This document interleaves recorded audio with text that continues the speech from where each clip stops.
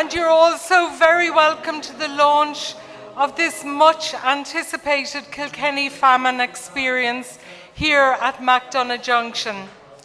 It's a day very special today as we remember citizens of this our land who had to endure unimaginable deprivation, pain, suffering and death in this place.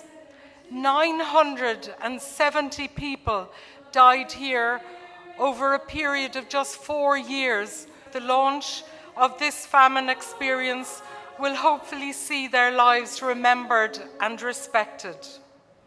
It's a song, the cry of the weary.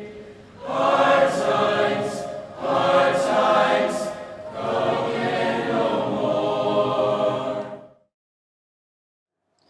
So I've worked in this building for 10 years, since 2007, just before we opened. I was always aware of the history, the workhouse history. Just prior to 2007 and 2005, with the discovery of the famine victim remains on site, we were acutely aware of the importance and the heritage of the site and the need to preserve it. We learned more as we took possession of the site and started to manage the space with Johnny Gieber's research coming through, the human story started to come through, and as we told that to the public, more and more people became very, very interested in the history of the building. But I think when you work in this space and you spend time here, and this office being the men's dormitory, and when you hear the human stories and you start to think about the people that were in these rooms before us, there's a huge responsibility to make sure that that story is shared.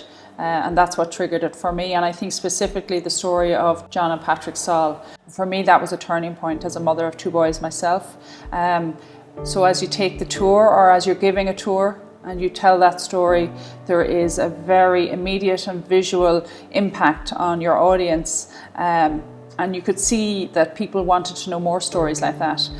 But I think as guardians of this space, we have a huge responsibility not to forget these people, and especially the victims that were uncovered here, and create an awareness that those people are buried here, and to celebrate their lives as individuals, that they were more than just remains or skeletal remains, that they all had relationships and fears and hopes before they came to the workhouse, and indeed while they were in the workhouse.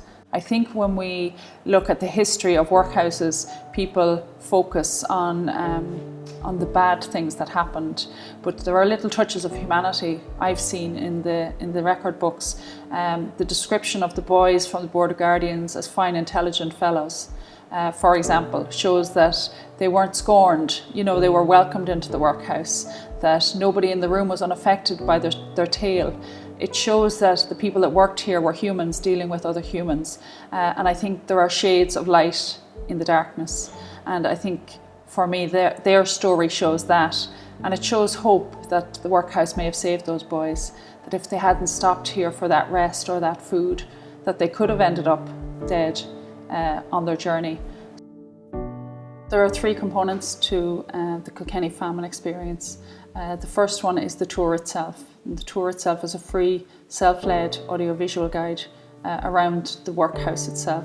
So you'll see the architecture, but you'll also listen to the human stories, and you'll see some visual cues as to how people lived and how the workhouses looked back in the 1840s in Ireland. And that tour is available on our website, and as I say, that tour is free.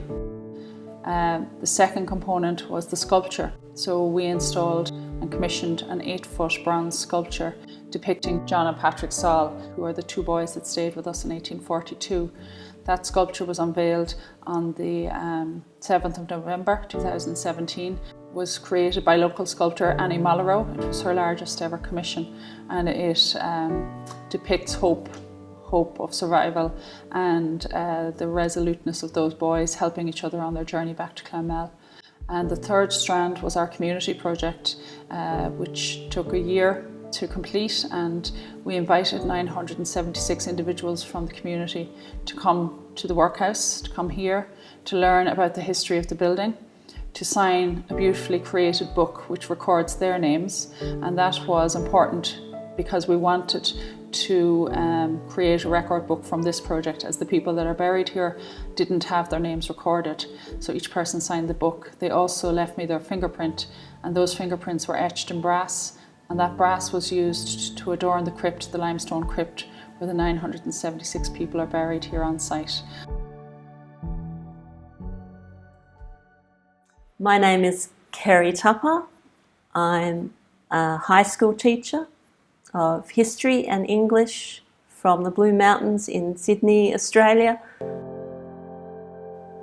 My great-great-grandmother was Mary Teresa Slattery, and she lived in the Kilkenny workhouse for 4 years. And in 1849, at the height of the famine, she was selected by the Earl Grey scheme to come to Australia as a potential bride in the colonies. She was 17, so she left Kilkenny and went to Australia on the orphan ship, the Eliza Caroline, with 285 other girls. She met and married a man in his 40s, English convict, William Weeks, and they had 12 children, 10 survived. And here I am, I'm a descendant of Mary Slattery. The people who migrated to Australia in the 19th century didn't come home generally.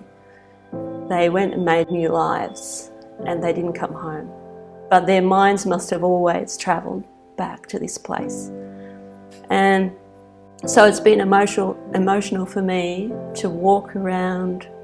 It was startling, I think, to consider the suffering that had happened there, and to see the sights that Mary would have seen, to think about the experiences that she would have endured there, to go in with her family and then to come out, as far as we know, the only surviving member of her family. Very emotional. And Mary and those girls were the mothers of thousands of Australian children, and they helped shape the national character of Australians. And that's been very apparent to me meeting Irish people, how there's an aspect of Australian character and I see where it's come from. I really admire the passion and the energy that's gone into putting that together. And I think it's really important for history in Kilkenny for people to be able to relate to what's happened there, to not put the famine aside and as something that can't be spoken of and people who cannot be remembered. I think it's a really fantastic thing that's happened for Kilkenny and for Ireland.